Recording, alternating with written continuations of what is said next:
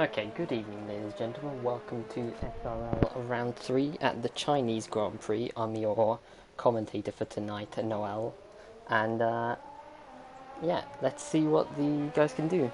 We're 6 minutes into qualifying. Sorry about the delay, just had to set a few things up in the background, which is why I wasn't really speaking.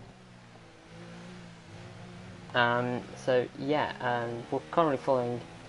I'm not even going to try and butcher his name, but you can...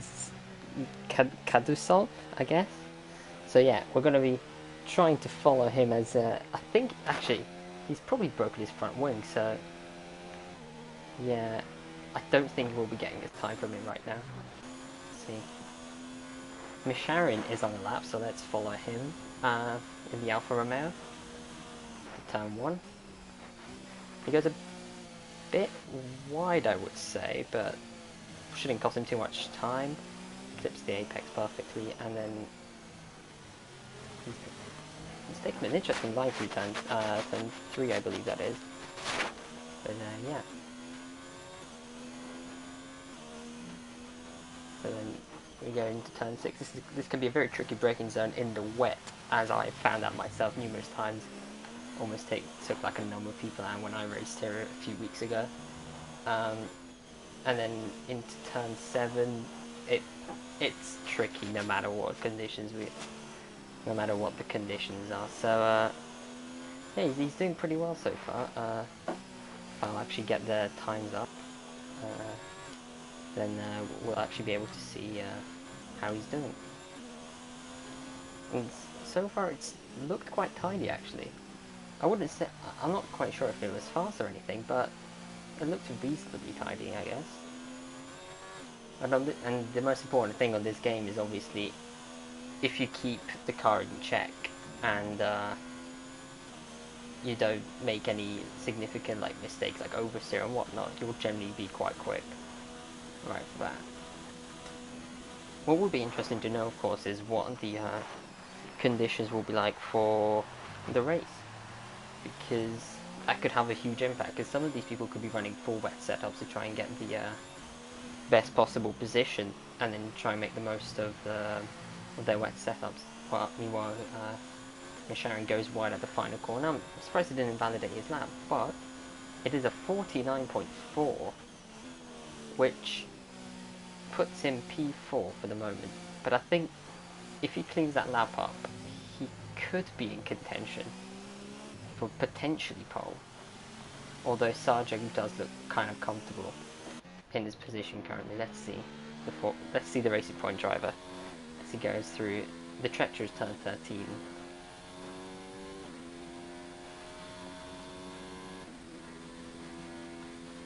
can see it.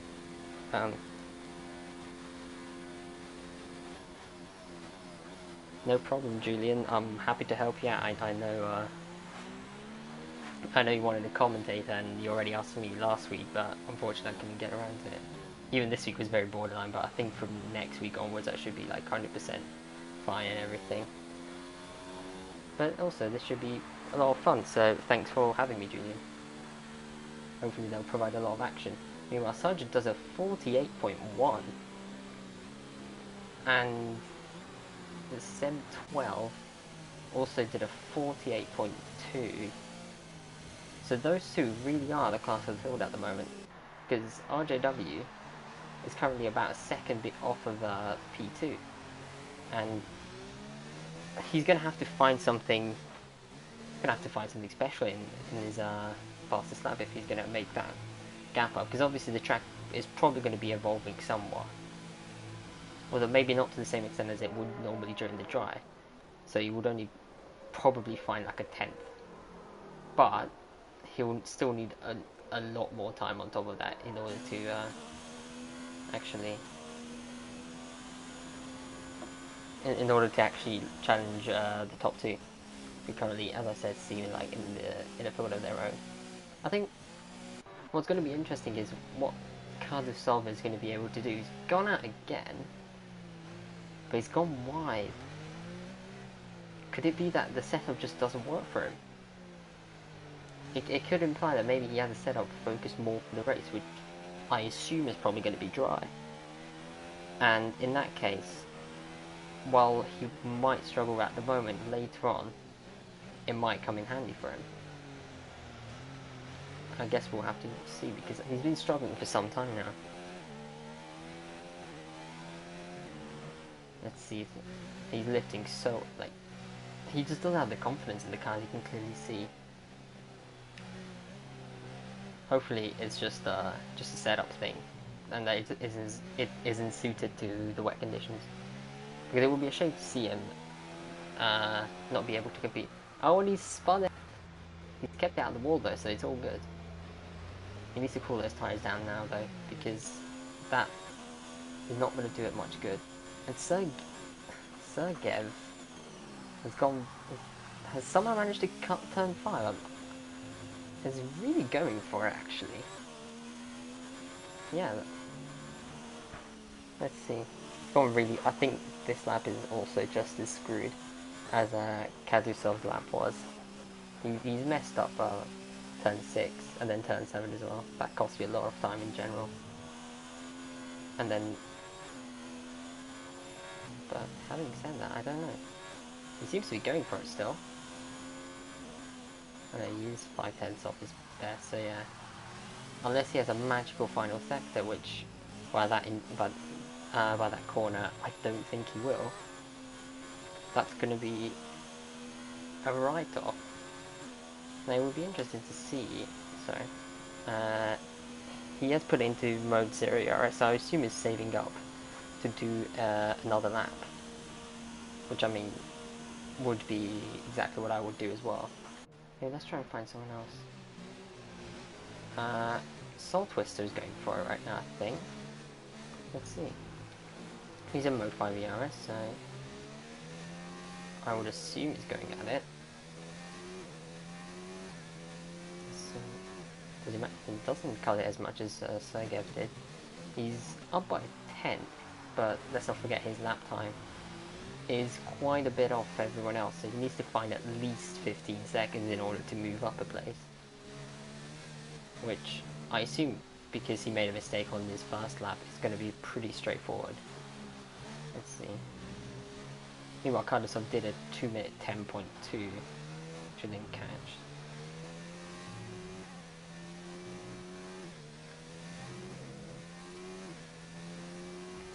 Let's see what... He's 6/10 up. So far it's looking pretty good. Hopefully he can hook up the final sector and get a decent time, because it's not looking too bad so far. As he goes into the straight, obviously there's no DRS at the moment because it is, well, treacherous conditions, it's extremely wet. So he'll be only doing 200 miles per hour to go into the braking zone. You have to brake just at the right moment, a bit too early and you're going to go super deep, and a bit too late. And a bit too early, saying, and you're not going to get the most time out of it, and a bit too late and you will just go straight on. It's a really tricky corner, that. And he finds 15 seconds just about. He still needs to find a few more tenths though in order to actually challenge for P5. I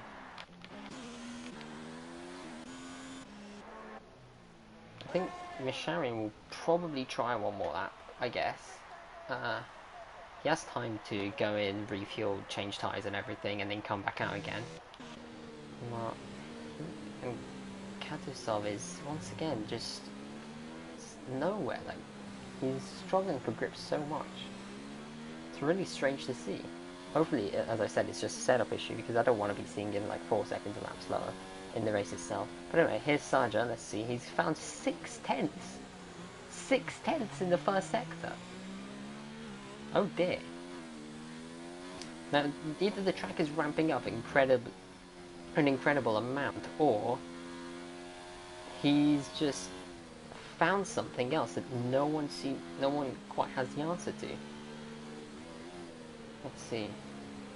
It's looking super clean so far. He clips all the apexes, but has a bit of an oversteer there. And you see, you can kind of get away with going wide actually out of the exit of that corner. The game doesn't actually punish you for it, but it is debatable if it's faster or not, especially in wet conditions, because it's really, really slippery down there. So it's often better to just take it slow and actually take the racing line and to just go wide there. But as we say that, he's now got onto the straight, and he'll be approaching probably what I would say is the most important braking zone on the track.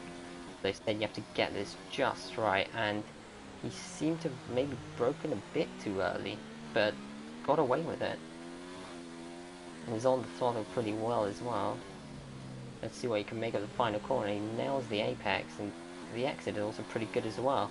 Straight to the line, and is a 47.3. That is 7 tenths of a second faster than his previous best, and is currently 8 tenths clear of second place man Sem, who we're going to go on board with, because at the moment it looks like he's the only one that could potentially match him. Of course, it depends on how good this current lap is. And what's interesting to note is that he's currently only in high, and that's probably so that he can save up his battery mode for the long straight, which is over a kilometer long. So putting it into overtake that can gain you so much time, and it can make the difference between a good lap and like an excellent lap in terms of lap time. And as we see that, actually he's not put it into overtake, which is surprising. I guess he maybe burnt more ERS than expected, I guess. But he's locking up again. He stops it just about in time, but I think that would still lose him a bit of time. Is Misharin going to hold him off now, though? That is the important question. I don't think it's going to do the best for his lap time, and I think that's also invalidated, but let's see. No, he's improved. He's found 7 tenths as well, so he's keeping the pace with Sarja, but he still needs to find 2 tenths, and he doesn't have the time. He's given up on that lap, as you can see. He's in mode 0, so he's out of qualifying. He's out of the run for pole, sorry, and that means currently Sarja is absolutely nailed on for pole position, unless, well, Misharin can provide a sensational lap, which he can't because it looks like he is a bit all over the place. Or actually no, or maybe Sergev, but I don't think he's quite on the same level of pace as Sarja is, it looks like. Because the two closest contenders to Sarja have both retired from the session, so they're not going to go for a lap, which is a bit unfortunate because it gives him a clear run to pole position. I think this is all but a given at this point, as Kadusov and Soul Twister have both finished the session, as they didn't come up for final runs, so they'll be starting 7th and 6th respectively. And I'll just stick on board with them and see how good the lap is by the end of Sector 2, and if it's great, then I think we'll stay on board with him. Could he potentially go into the 46s? Doesn't seem like it. He's 10th and a half down. I think these are old wets though, so the grip might not be optimal on it. But let's see. Maybe he can pull a magical final sector and provide the goods. I mean, he's already provided all the goods, but if you can gain to the 46s, that would be the ultimate show of the raw speed that he has, which is very evident, obviously, because he is in a comfortable position to get pole position as we speak. Let's see. Mishara, meanwhile, did not manage to improve, and nor did Sarja. Sarja's crashed. Unbelievable. Let's see. Sergev, he's a 10th and a half down, but he's had to slow down because he went wide, and I believe that will keep him in 5th place. So Sarja gets pole, even though he crashed on the final corner. I'm sure the team will be happy with, will be partially happy with that, let's just say. But as you can see, here's the rundown. So you have Sarja in pole position, followed by Sem in 2nd, RJW in the McLaren in 3rd, then followed by Misharin and Sergev, and then Soul Twister and Kadusov rounding out the field in that Toro Rosso. A long way off the pace, but I'm hopeful that that's just the weather playing into the hands of the top guys. Anyway, so as you can see, what I guess it's going to be interesting to see, because maybe some guys sacrificed their setups, as I said previously, for qualifying, because the difference between just how confident they seemed in the wet was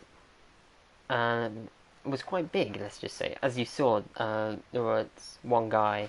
There was Soul Twister was like 3 seconds off the pace, and then Kadusov was like 7 seconds off the pace. So clearly, something was just not working for them. While you had Sarja and Sem and RJW, who are like in the 47s consistently, which it is peculiar. But let's see. Hopefully, it's closer in the race, because that will be great. You know, we're all here to watch some great racing, so hopefully this can provide.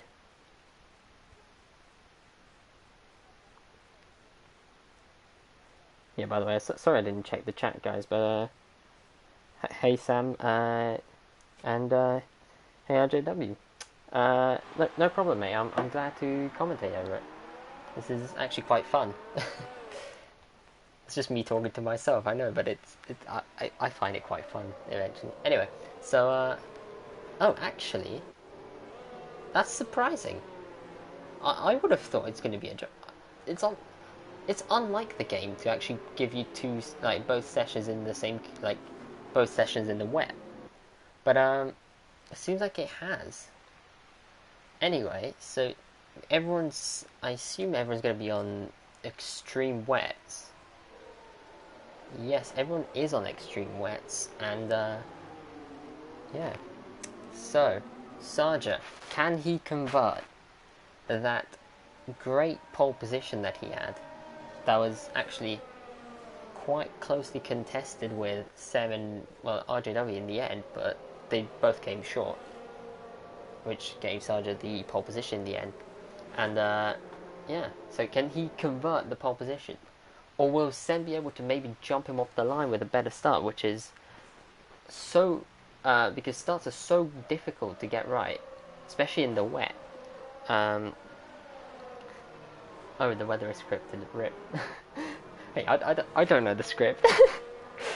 Okay, well it is scripted, so it's scripted for them, but not for us, because we have no idea what's happening. Anyway, so Sem on the front row has the perfect opportunity to jump Sarja off the line into turn 1, or at some point on that one. Then we have RJW, who's just going to be hoping, let's be honest, for the front two to take themselves out, and then that will give him quite an easy race. Because if the conditions stay the same, I don't think the others will be able to match his pace. And then the two Russians in the Alfa Romeo of Misharin and Sergeyev, they can be dark horses, I think. Seeing the consistency they had in their lap times, they were just going a bit quicker here, a bit quicker, lap by lap. I think they could be a nice outsider for a top 3 finish, especially if something happens in front of them. And Soul Twister and Kadusov, they just have to hope that the car just works better for them now. But anyway, as Kadusov takes his position in the final position on the grid, in P7, we're going to go to the 5 red lights. Here we go. This is round 3 of SRL. It's lights out, and here we go. Let's see who's getting the good start. It looks like Sem has most definitely jumped Sarja, and Misharin has jumped his teammate. Kadusov has jumped Soul Twister. It's all going down here. Let's see what's happening. Meanwhile, the two Alphas have swapped position. Kadusov has already dropped down in the order, and something must have happened to that Renault, because that Renault is very far off everyone else. Oh, and there goes the Alfa Romeo, my bad. Yeah. let's see. So yeah. I think we're going to be settling into the race shortly.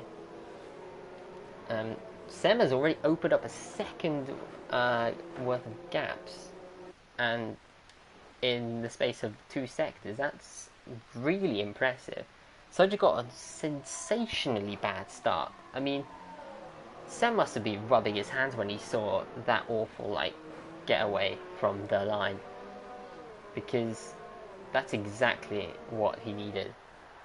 After all, from the leader. Let's see. Position change wise, everything seemed to have stayed the same apart from the swap in the top 2.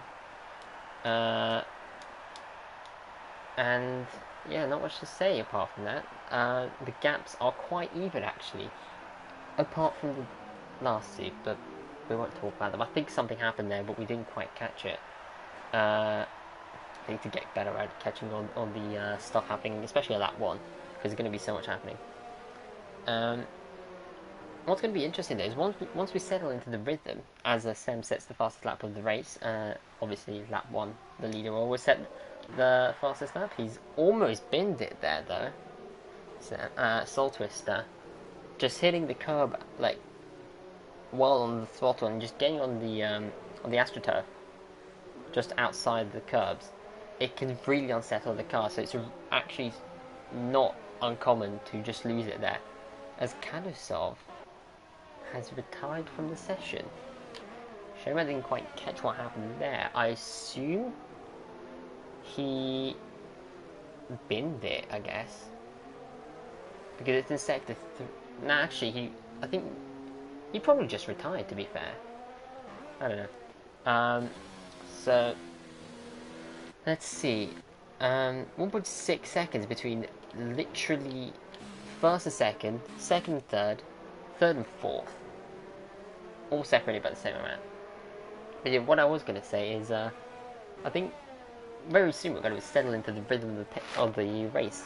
Especially because there's not that many people here. 6 people. I think as soon as people get into the rhythm, we'll see the real picture, as something has happened.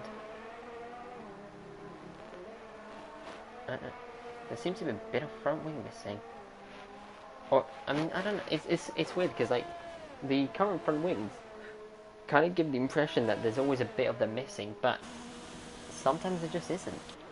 Anyway, Misharin is closing on RJW, and Saja is dropping back. Wow, this is definitely not what was expected, I think. As Sam sets the fastest lap in the race on 150.7 this time, 150.8 actually. No one quite matches that, that's for sure. I think RJW might be getting under pressure from Misharin quite soon. I think it's quite clear to see that the Alfa Romeo driver just seems to have a lot more confidence. As you see RJW going just wide on the exit of turn 2. That's a really... Or, I mean, it could just be a really weird line to take in the wet that he might prefer. I don't know. But I think that's just showing that the car is not quite under him. It's not quite the way he wants it to be in the race. And that could, in the long run, especially over 28 laps, that could just hurt him so much. I would not be surprised if he drops out of P3. Probably not down to P5 because it seems like Sergeyev is not quite there at the moment. But of course that can change because we still have 25 laps to go. But I think Misharin is is in a really good position to actually get a podium, and a podium is always welcome, obviously. So he's definitely going to give it his best. But speaking of that, despite RTW actually going wide in some places, it seems like Misharin is struggling a bit more this lap. But oh, he's gone. What's happened there?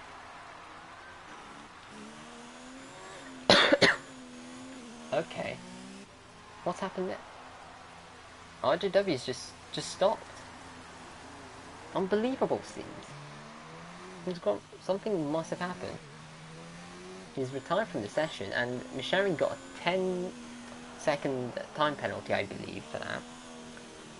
I mean, that's if it was literally just RJW retiring and going straight on at the hairpin, then that's really weird.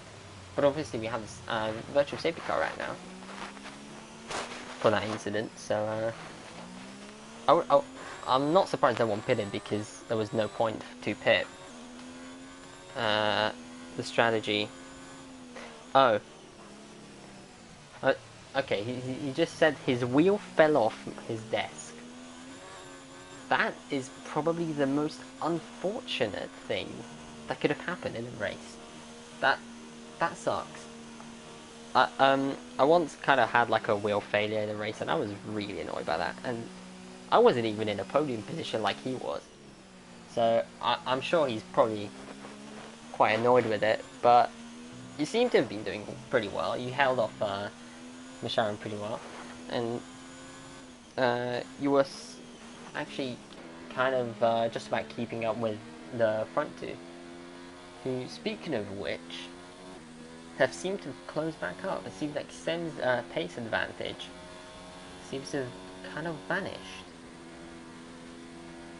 Now let's see if something can happen here, because a fight for the lead is always good.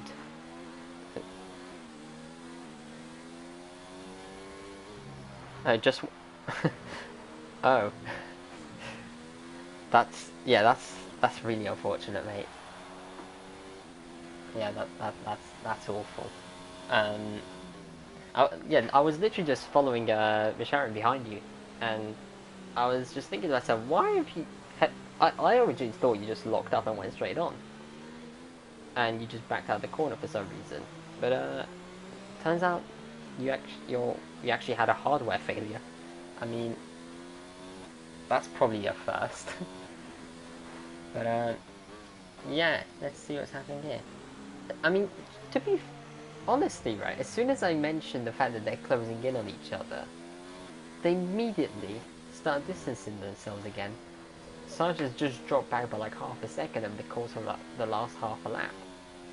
So, please close up, guys. Don't make my job any harder. So yeah, 5 people running. I mean, yeah, let's go on board with Solfister a bit. Just want to see how he's doing.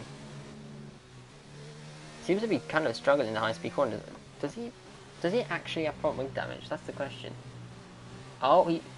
He's almost let the back end go. Been a bit of a drift for the fans, you know. He gets star points. I'll give him that. He definitely gets star points from me. Now I'm sorry, but that's not worth the extra 15 points that a win would be worth, unfortunately. But star points are always cool, so he gets them for all those drifts, even though it's definitely not the fastest way around. So I just close back up. I'm not gonna say that. I'm gonna jinx it every time. So I just done the fastest lap of the race. I believe that is 3 thousandths faster than the previous one.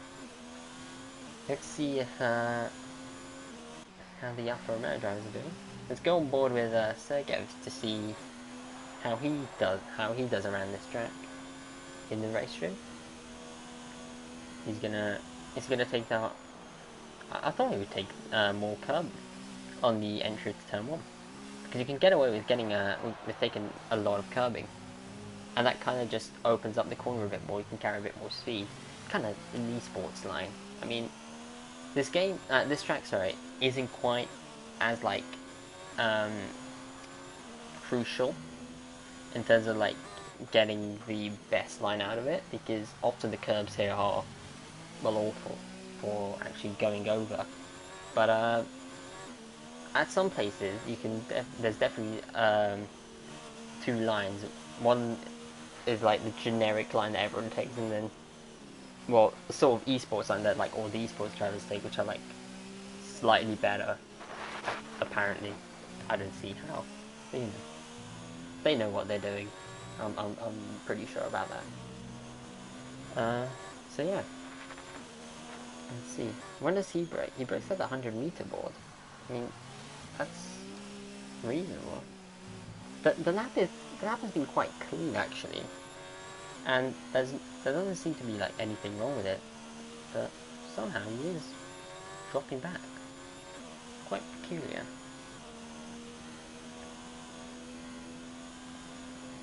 Let's see his teammate. Oh, his teammate has a moment. You want to be careful with that because while the wets can get away with, you can get away with a lot more drifting on the wets because of their like makeup or whatever. It's still important to keep them in the correct temperature because once you lose them, you're going to be just spinning right around, especially in corners like this. I think he's already feeling the effects of it. He's fighting the car a bit through turn 1 and 2. Let's see over turn 3. Maybe it's slightly better here. Seems to be better, yeah. But you want to be careful with the oversteer. It's really easy to ruin rear tires, especially in the wet, because you're fighting for every bit of traction you can get, and, well...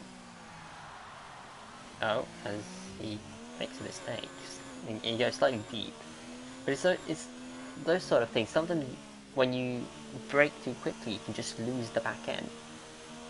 And even if it's ever so slightly, that can still have just enough of an effect to unsettle the rear tires in the long run and just overheat them over time.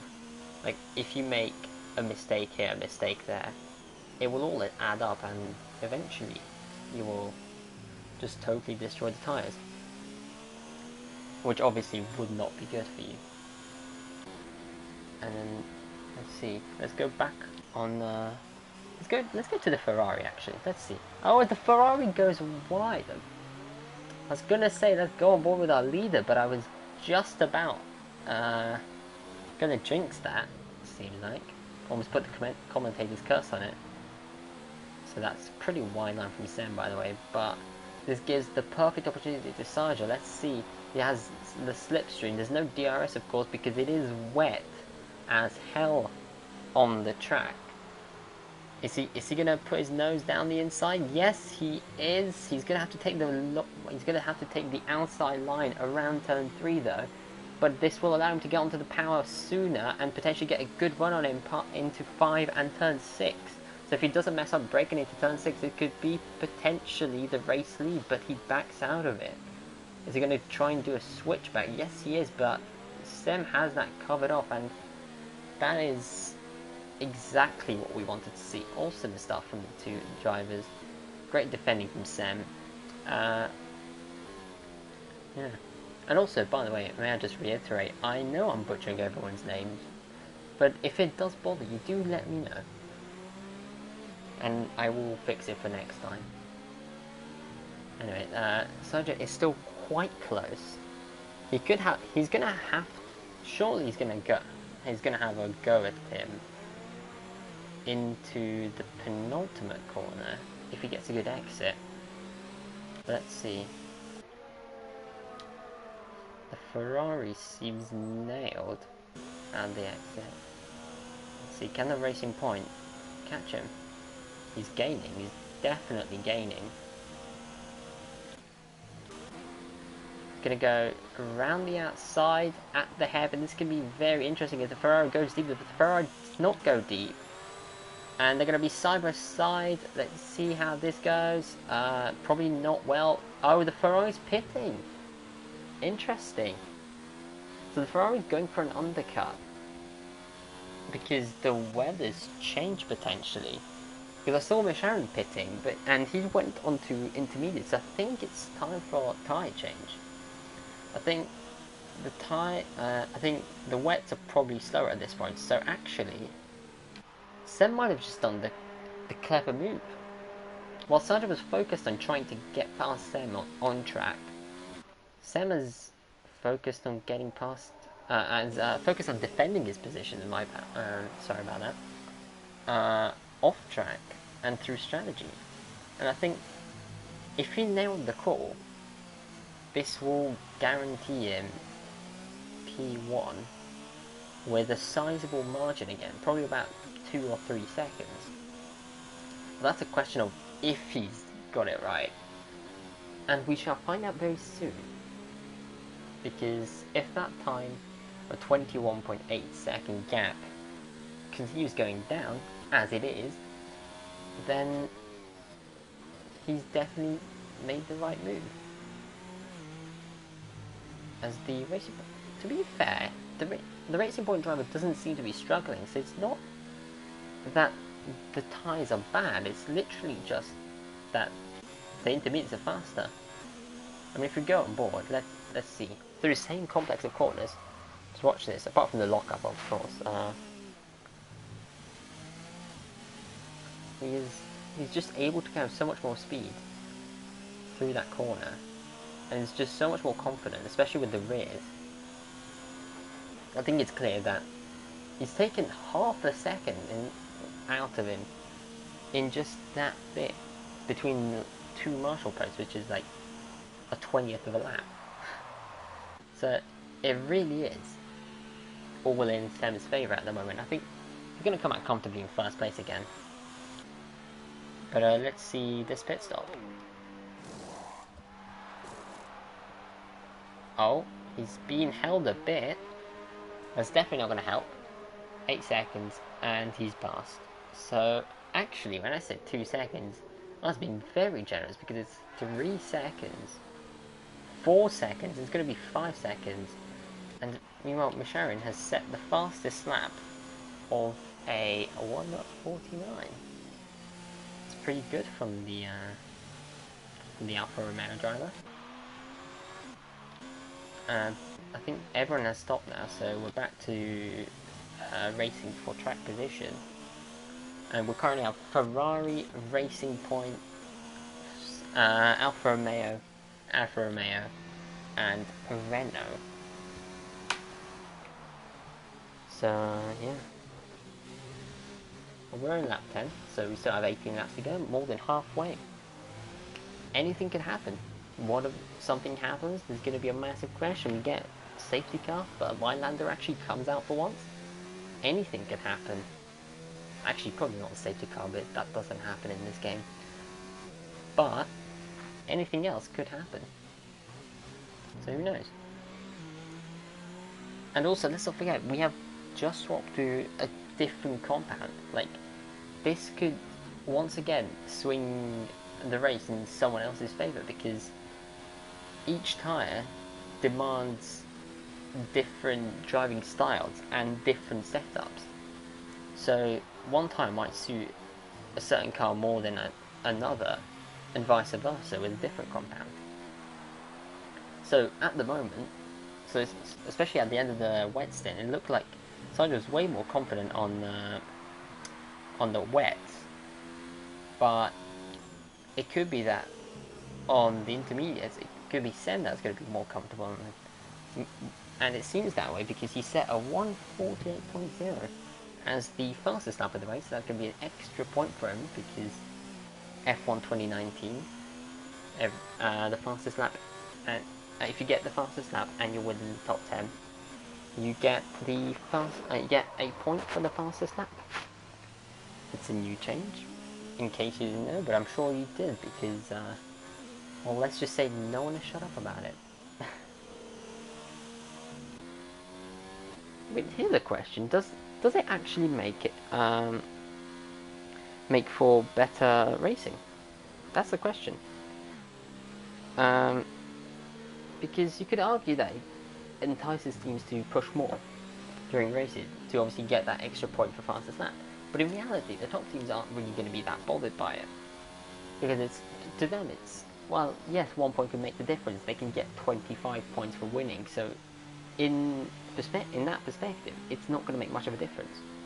However, the smaller teams who are fighting for like P7, P8, P9 if you're like Gasly or something, I don't know. Sorry about that. Anyway, so yeah, if you're like one of the smaller teams who are fighting for the lower end of the points, that 1 point could be the difference between getting 1 point for 10 or 2 points for 10. So maybe it's not quite... It doesn't quite have the same effect as maybe Liberty Media hoped for. But it certainly provided some action, especially in the first race of the season. As Sargent does a 147.1, he's definitely closing Sam down. Like I think he's closed like a second in the last lap, and like he just seems to be on it at the moment. Let's see, sector times, you know.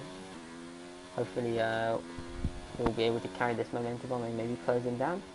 He's up by 10, so Sam might be in trouble. Or is he saving his car for later on to defend from Sarja? Because it definitely looks like it. He has a lot of ERS. Fuel is questionable, it looks like. Because he does have his fuel lights on, which implies he's under fuel. But he's definitely saving as much ERS as he can. Maybe so that when Sargent catches up to him, he can use it to defend the position. So maybe he's preparing for that, rather than having a massive gap for no reason, which could easily be wiped out by a safety car or a back mark or anything like that. Maybe he's thinking more tactically, as he locks up very badly actually. That's definitely going to cost him time. It's going to definitely favour Sarja. He's closed down another 7 tenths or so, but he's going wide, so I don't know. Sargent does a 26.9, he's gone 2 tenths faster, and actually he's closed up 9 tenths, so through that final corner, he's significantly fast. He's about 2 tenths faster, just through that final corner. So I think, surely, Sargent knows that, and surely he's thinking to himself, if you can get a run at him on the straight, and maybe not quite get past him into the hairpin, then surely he knows that he's going to be stronger in the final corner by considerable margin, and maybe use that to his advantage to maybe take a better line, or do something different to Sam to try and get past, if he does actually catch up, of course. Meanwhile, Masharon is, I'm pretty sure he would be hoping for just anything to happen, really. Like, especially in front of him. He's having a very lonely race. He's 15 seconds behind second, and he's more than a pit stop ahead of P4, who's Soul Twister, who's actually made up 2 positions, and Sergev seems to have stopped again, I believe. Not quite sure why, but he seems to, so I guess good for him, but he's going really well. He's 3 tenths up. So could he potentially be catching Soul Twister by maybe the end of the race, if the conditions stay as they are? Or maybe he has a chance of... no, actually, I don't think he has a chance of catching his teammate, unless his teammate makes a mistake, or wants to stop again. I don't think he'll catch his teammate, but I think he can definitely try and get after Soul Twister. Meanwhile, Sarja back on board with him. Seems to be closing, but also not as much anymore. I think he's burning through those intermediates a lot faster than maybe he was hoping for. Seems maybe his advantage has been neutralized. So it could have been that he was running higher engine modes or something. Although that being said, he's currently running quite high ERS mode for this section. I mean, I wouldn't recommend using mode 2, it's just a waste of ERS. But he's gone wide again. I'm not sure what he's doing. Well, one thing's for sure, he's definitely losing time, and he's definitely slowly dropping off Sem and letting him run.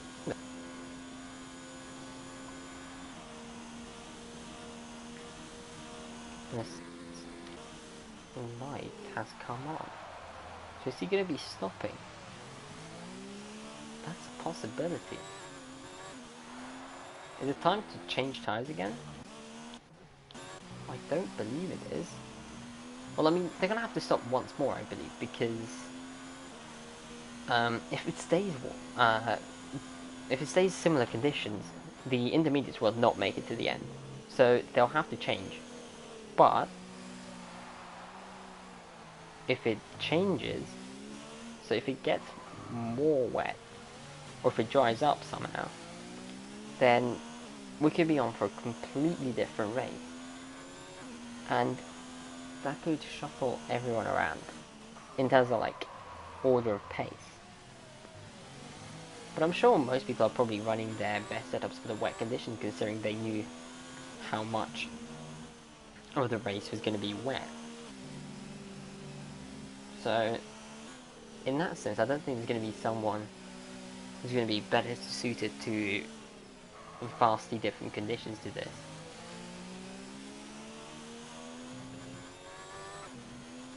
Unless someone really threw a curveball and tried to use a setup that will be better on, and that will be better as the race goes on. I mean,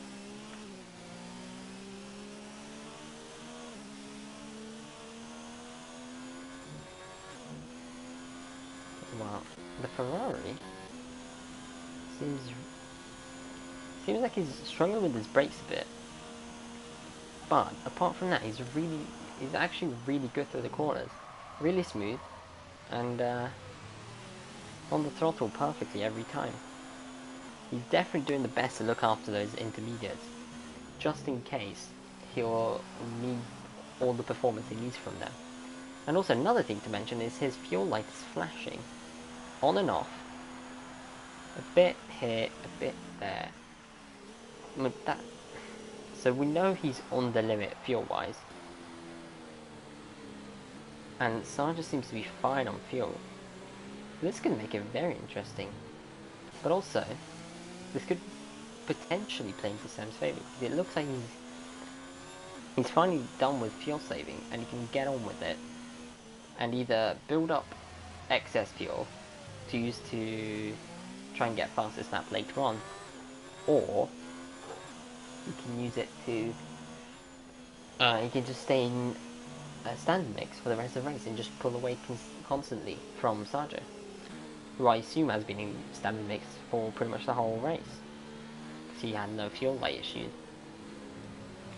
However, the gap has definitely closed down from what was nearly 5 seconds to just 1.4, so there could be something brewing here, let's just say.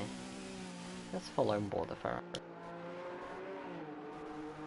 There's just something that the Ferrari is so good off board. Wait, oh, why? I'm surprised that no one has got a penalty yet, I believe, for actually corner cutting. Because they've all been abusing track limits so much. I mean, I guess they probably just practiced a lot and they know where they can abuse it. But surely, they would have been penalised already. Actually, I'm going to check something. It is on strict. Yeah. That's definitely interesting. Strict corner cutting, and they've got away with so much. I really do want them to teach me how to corner cut then, because that would be great. But yeah, so 1.1 second between the two. They're definitely closing in on each other. But is Sarge going to be able to do anything about it? Or will Sem outdo him strategically again? Because I feel like we're coming up to another pit stop phase. The last one was about 10 laps ago, I believe, so I think it's about time we get another one. Unless they want to stretch this stint and then just blast it on the final stint. But I would pit. I would personally pit right now. But that's just me. So I'll just drop him back. So that's great. Anyway, let's look at this Alfa Romeo for a moment.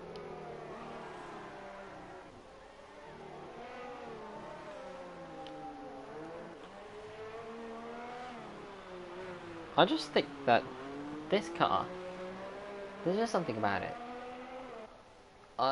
Originally when they launched it, I was like, oh, the old Alfa Romeo Sauber looked better, but now I think this is miles better. I think this is probably one of the best looking cars on the grid, if not the best. I mean, the only issue I have with it is just that if we go on the onboards, that shell badge is just kind of off-putting for some reason. It's very nitpicky, I know, but there's just something about it. It feels a bit out of place. Oh, and the other thing is that it looks like it has no front wing because it's painted black. But apart from that, it's very good.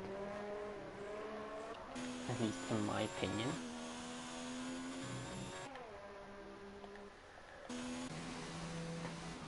But then here we have the best livery on the grid. The Renault. Just as he locks, goes deep, sorry, didn't lock up. But we're going to have to join this because I think we might be in for some unbelievable scenes. He goes super late on the brakes, but and goes deep. It's going to cost him so much time. He's lost about 4/10 just on the exit of that corner. He's going to need to use so much fuel in ERS to get back at him.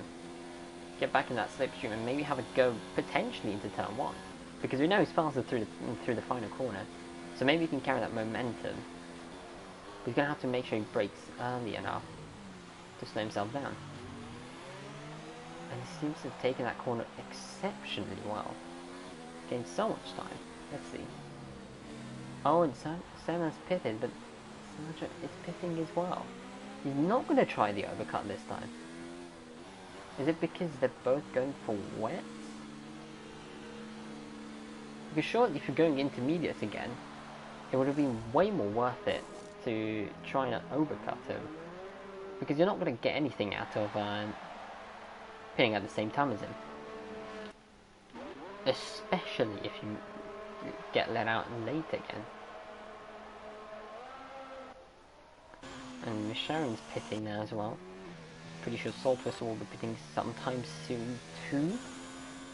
And actually, this could play into Sergio's hand really well. Now, I'm not saying he can go to the end of the race, but he could extend this stint and then be really quick through the final bit.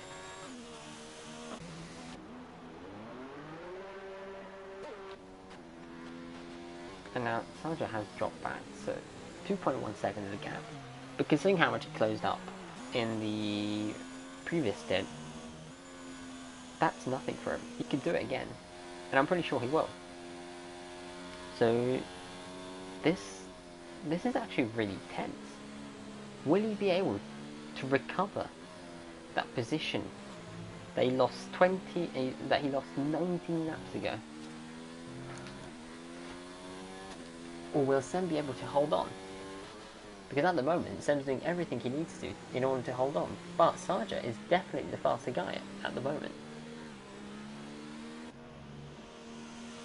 And also, Michel, we haven't talked much about him, but he's done everything he needed to do. He's got here, he's kept the car on track, he's not had any issues, with a bit of luck of course, got past RJW and he's currently in the podium position, well clear of any of his competitors, and that's pretty much the best he could do at the moment, because the top two are in an absolute field of their own. It looks like they're about a second, maybe even a second and a half per lap faster. So I don't think it's going to be a match for them. out of the 3 other remaining drivers. But let's see.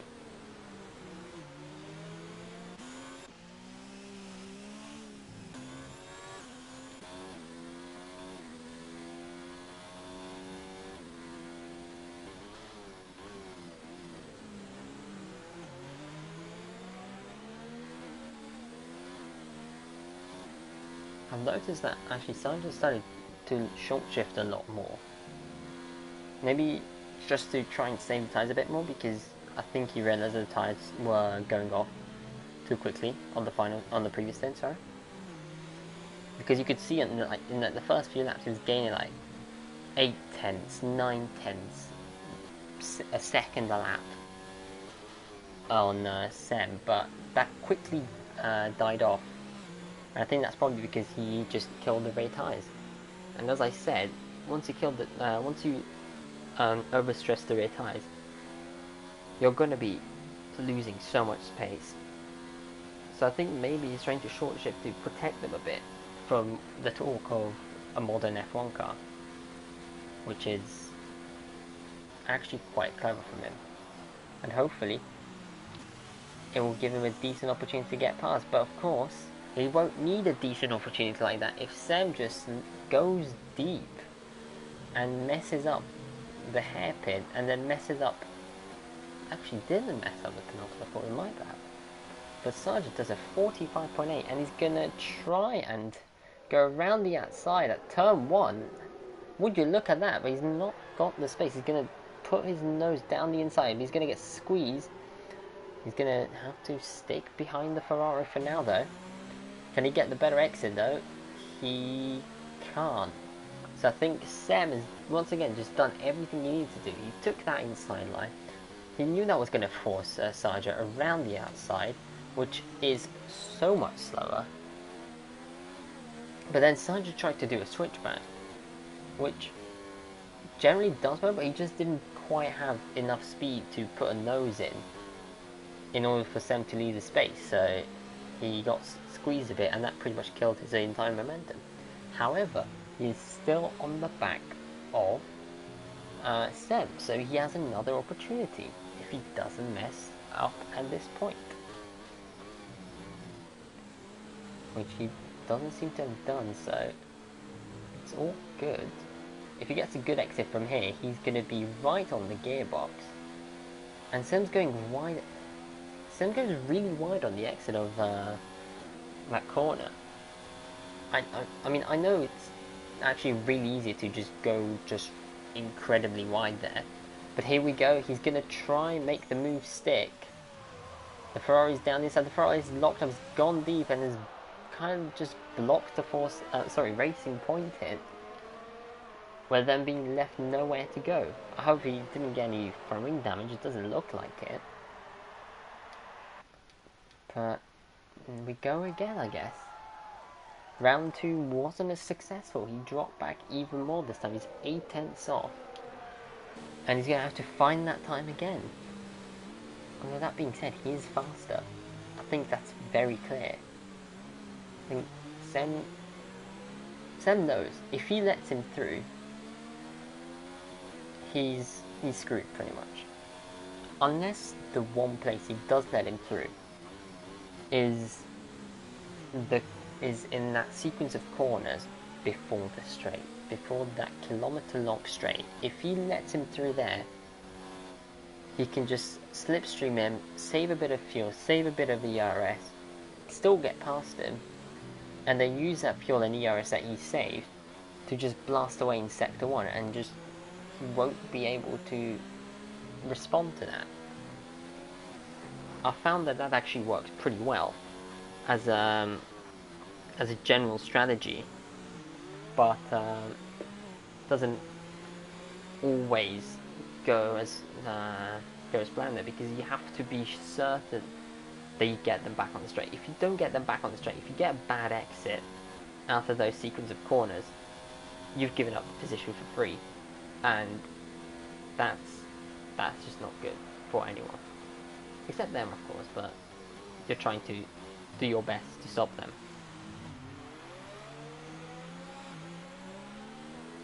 One thing that is quite interesting though is Sam tends to go a lot deeper into that hairpin than Sarja, who brakes really early, but gets the car turned perfectly, and just gets so much better exit out of the hairpin. And I think that might be why he is just so much faster in those final sequence of corners. And he's, speaking of being fast, he's right on the back of the Ferrari, almost hitting his gearbox. Sam really is struggling through that turn 1, turn 2, turn 3 complex of corners. I think, let's see, let's go on board with the Ferrari. He's saving ERS through Sector 2, which I would say is definitely the way to go about it, because there's not really an opportunity to pass in Sector 2. Maybe down here into this corner if you dive it once you held it around the outside. But that's highly unlikely. They're not going to have that much more grip than you that they can hold it around the outside and still be side by side with you. So yeah. Let's see, Sarge's not actually closer this time. He's dropped off significantly in that middle sector. But he seems to have gotten a slightly better exit. No, never mind. I jinxed that. He's just going to have to slipstream in DRS and just hope... slipstream only, because there's no DRS. But, at the moment, Semal's in covered, and I'm sure it's frustrating him, but what he needs to make sure is he doesn't lose his, composure. Because as soon as he loses his composure, he's going to lose a lot of pace, and his moves are going to be a lot more erratic, and that's not something that he wants, because penalties, both in the race and post-race, could make the difference here. And actually, speaking of penalties, let's see, I don't think any of them have penalties, but Sam is on 2 warnings, so 1 mistake from him and he's going to have a penalty. And also, same as Sarja. So whoever makes a penalty, whoever makes the next mistake is going to be the one that is penalised and could potentially lose out on the win. So Sam is under a lot of pressure. He's being put under an immense amount of pressure from behind, from the racing point. And also the fact that if he makes 1 mistake, turns into the corner just a bit too early, or accelerates out just a bit too soon and just goes a bit wide, he can lose this win without even losing it on the track. So it's a really fine line for the Ferrari driver, but he seems really composed at the moment. He's driving superbly. He's done everything he needed to do to hold the racing point back so far, and he's done it for the last 10 laps, maybe 15, I'm not quite sure. But he's done superbly well, and I think... Sorry, just there was a yellow flag and I was trying to see who it was. But yeah, he's done superbly well to hold him back for 10-15 laps, so the final 4 laps might be the most intense one of the race. Maybe even in his career. This could get very, very interesting. Sargent, the faster driver, behind Sam, the slower driver, but the driver that can defend his position really well, and has done so for so long. He's going to do everything he can just to keep that position, and it's going to be great to see this battle go on for the last 4 laps of this race. Sargent right on the back of him. He's just there. He's just sniffing away. He's just putting the pressure on. He's just trying to fill the mirrors of that Ferrari up as much as he can to make his presence felt. He knows that if he can force one more error out of that Ferrari, that win is his. Because he knows he's faster. He's closed like quite significant gaps down numerous times this race. So he knows perfectly well he is the faster driver.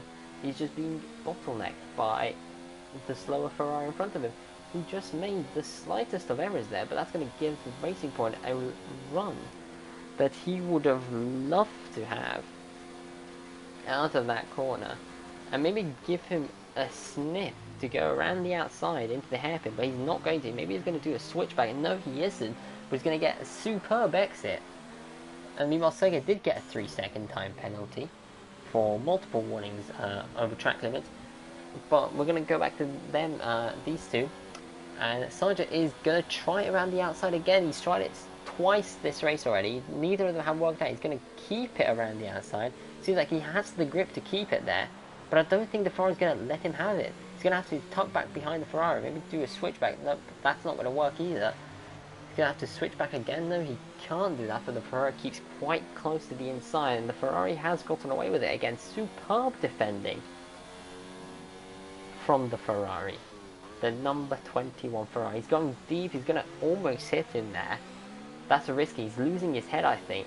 I think he's starting to get fed up of seeing the back end of that red, really matte red Ferrari. Don't know why I said really. Matte red has no relevance, but you know what? Doesn't matter. Anyway, he's giving it his all. As you can see, this is going to be the most epic 4 laps, 3 laps actually now. Well, 2.5 really. Finale that we could have expected. When I saw that there's going to be only 7 drivers, I thought to myself, this is going to be every car 2 minutes apart. Great stuff, right? But no, it's been really fun to commentate on. And actually, there's actually another battle. We're going to go on board with this. Salt Twister versus Sergev. Let's see how this goes. I believe this is an Englishman. No, it's not an Englishman, my bad. I was looking at the wrong one. But they make contact. I hope that Alfa Romeo has no damage from that. And he's right on the back of him. He's going to be giving his absolute best. Sarja has no chance of going down the inside at all, but he's going to stick his nose in just to make his presence felt on the penultimate lap. Is he going to be able to finally get a good exit out of turn 3 and then onto turn 4? No, he can't. The Ferrari just nails the exit once more. The Ferrari's just done superbly. Let's go back to the other Ferrari powered car. One Ferrari powered car defending, the other trying to attack and overtake the Renault of Salt Twister, who, I shall get the nationality right this time, is actually English, so my bad. So it's an Englishman versus the Russian in the Alfa Romeo, who seems to have had the pace, but he's just dropped off so much this lap. I think he's made a couple mistakes that are just crucial to lap time, and he's dropped right off. I think that's pretty much it, unless he can recover in the next lap in a bit. Speaking of, but someone who definitely needs to get a move on now if they want to win the race is Sarja, because Sarja has 1 lap and a bit to get past the very robust Sem in the Ferrari. Let's see how this goes. We're going to stay on board with these two guys for the remaining 15 corners, I believe. Oh, and he's messed up the final corner, the corner that has been his strong point for the whole race. He's messed it up the one time it really mattered. He absolutely has his work cut out this time. 1 lap, and he has a second to make up against a driver that is very robust, but very fair, may I just say, on his defensive moves. He's done nothing wrong all race. He got a superb start. He's been really quick in exactly the right places, and he knew exactly where to save ERS, where to save time, where to save fuel.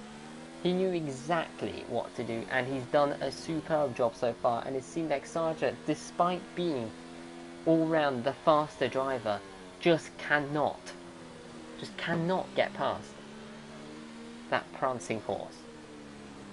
And it turns out that the important move is exactly as I predicted, which is off the line, whoever got the better start was going to be in with the biggest chance to win. And it seems like Sam, with his superb start compared to Sargent, who seemed to bog down a bit, especially compared to the Ferrari, has just done exactly what he needed to do.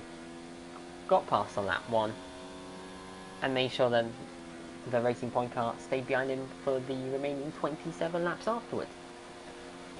And as we go into the final corner, he's done an absolute dive bomb. I'm not sure the stewards will be happy with that, but he spun it, and that definitely gives the Ferrari the victory. What a sensational performance there. Here, as he comes across the line there, the checker flag, number 21, the Ferrari of Sem, has won the Grand Prix, followed on by the Racing Point of Sarja, and then a decent way back. We're going to be awaiting the arrival of Misharin in the Alfa Romeo, the number 6 Alfa Romeo, in P3. That's a decent performance from them. Obviously, in a different class to Sam and Sarja in the end, but it's been an all-round good performance. And Style Points Master himself, Soul Twister, has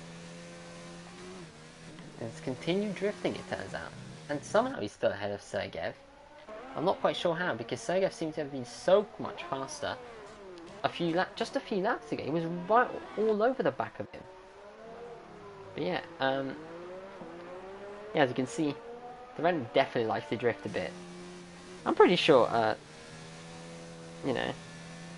drifting is not the fastest way around, mate. So you might want to keep it a bit more straightforward in terms of your driving style for next time. But you can't complain, to be fair. At the end of the day, it's still P4, 12 points in the bag, a decent performance. And Sergeyev has just gone really deep again. He's either been really struggling, or that was an attempted takeout that we didn't notice. I'm not quite sure. But yeah, as the Renault comes across the line to take P4, Sergeyev comes across the line to take P5, and the final position, 10 points to his name, and that will be that.